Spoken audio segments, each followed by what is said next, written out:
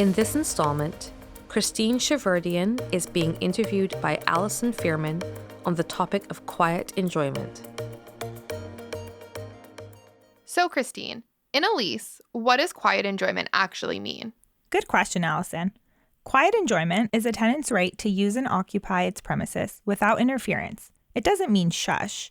Basically, a landlord must not interfere with the tenant's enjoyment of the premises to the extent that the premises becomes substantially less fit for the purposes for which it was leased. So it's not quiet and it's not enjoyment, but the question you should be asking is the landlord behaving in a way that significantly deprives the tenant of the fitness of the premises? That's a bit vague. Can you give some examples? Well, various factors must be considered.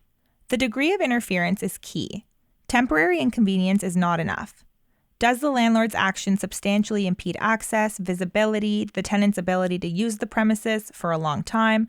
A holistic approach is taken, and a breach of the covenant of quiet enjoyment doesn't have to be physical. Okay, let's try something simpler. What if a landlord wants to renovate or repair its property and it's going to be jackhammering during the day, or putting up scaffolding in front of the tenant's store, or there will be dust and commotion everywhere? Does that breach the covenant of quiet enjoyment? Well, I'm going to give you a typical lawyer response on this one. It depends. A tenant's right to quiet enjoyment is not subordinate to a landlord's renovation and repair rights in a lease, nor are the landlord's renovation and repair rights subordinate to the tenant's right to quiet enjoyment. Courts have held that a landlord's express right to renovate or repair must be balanced against the tenant's right to quiet enjoyment, but landlords must take reasonable steps to minimize disruption to its tenants. All right, thank you for that typical lawyer answer. Here's a lawyer question for you. Can the lease state that the landlord specifically does not covenant for quiet enjoyment? Another good question that comes up a lot. The short answer is no.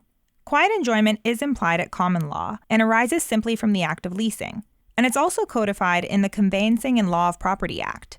But if the covenant is expressed in the lease, that covenant displaces any implied covenant, and sometimes it gets restricted in a lease. I'm afraid to ask my last question.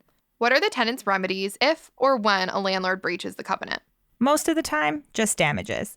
This entails having to prove losses, so not rent abatement, which is disappointing to tenants. Of course, termination or injunctive relief might be options if damages would be inadequate to remedy the breach, but those cases are extremely rare. Thanks, Christine. Who knew quiet enjoyment could be so interesting? That was Christine Shahverdian in conversation with Alison Fearman on the topic of quiet enjoyment. If you would like to learn more, contact Christine on our website, dv-law.com. This audio recording was a general discussion and should not be relied upon as legal advice.